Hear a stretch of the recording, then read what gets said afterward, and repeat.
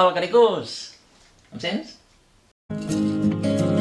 You are my sunshine, my only sunshine. You make me happy when skies are gray. You'll never know, dear, how much I love you. Hola, caricús! Per si no em coneixeu, jo sóc l'Òscar i ella és la Zuma. I amb la Marta i el Roc som la família Caricú. Si encara no ens seguiu a YouTube, ens podeu seguir i també ens podeu seguir a Instagram, a Twitter, a Twitch, al Telegram, així que ja ho sabeu. Com ja heu vist si heu entrat en aquest vídeo, us vull donar uns consells per passar el Sant Joan el millor possible amb aquests gossets. Jo no sóc cap expert i els consells que dono són per la meva experiència. Hi ha molts gossos, per sort les humanes al cas, que abans de Sant Joan s'han de medicar. Això ja, aquí sí que no hi entro, hi ha molts medicaments, però això és cosa del veterinari. Si veieu que el vostre gos ho passa massa malament, si consulteu el veterinari i sé que hi ha pastilles que es comencen a donar uns dies abans i els hi va bé per tranquil·litzar-los. Però nosaltres amb la Zuma, que per sort no arriba a aquests extrems, seguim unes altres pautes que també ens van recomanar i van bastant bé i us els volia comentar. Número 1. A la casa on el gos passa el Sant Joan, aïllar-la tot el que puguem de l'exterior. Baixarem les persianes, totes les persianes que donen a fora, baixades. Així aïllarem el soroll exterior tot el possible. 2.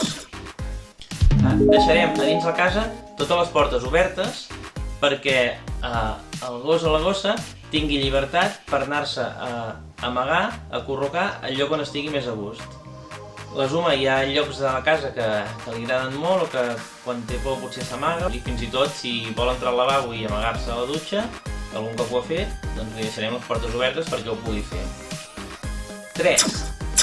Si podem, sobretot si hem de marxar de casa, deixarem oberta la tele o la ràdio.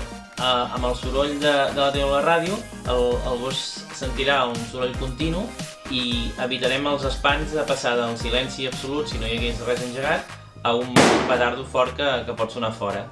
Així que nosaltres, quan marxem per la revetlla, li deixarem posats els vídeos caricús. Zuma? Així ens sents a nosaltres?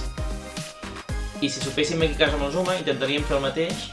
Òbviament, si sopem a fora al pati no podem tenir totes les persianes avall, deixaríem avall les que poguéssim, només oberta l'entrada i sortida del pati, i sobretot, clar, evitaríem tirar petards aquí al pati, a prop d'ella. En tot cas, soparíem, menjaríem la coca i després sortiríem a tirar petards a fora al carrer, deixant la Zuma aquí dins, aïllada de la millor manera possible, com us he dit.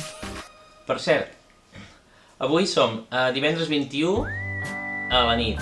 Intentaré ara gravar aquest vídeo, editar-lo i penjar-lo el més aviat possible. Encara falten 2 dies per la revetlla de Sant Joan. 2. I avui, quan hem sortit a passejar amb la Zuma, ja s'ha espantat 2 vegades amb 2 petards grans que han sonat per aquí al barri, per una miqueta que hem passejat, s'ha espantat 2 vegades. A veure, som dia 21, no podeu esperar a tirar els petards a la revetlla de Sant Joan. No els tireu abans, home, no els tireu abans! Els que tingueu gossos segur que m'enteneu. Zuma? I bé, si no us funciona res d'això, sempre podem fer servir els cascos. És broma! Em sents? Em sents? Bé, espero que aquests consells us serveixin, sobretot si teniu animalons, i que passeu una bona revetlla de Sant Joan. Si us ha agradat el vídeo, doneu like i no us oblideu subscriure-us al nostre canal, el canal de la família Caricú. Adéu! En Roc tot just ha arribat a la vida, no s'imagina quin honor organitzat. Trepitja fort, Roc, sigues més valent del que he estat jo. Trepitja fort, Roc, trepitja fort.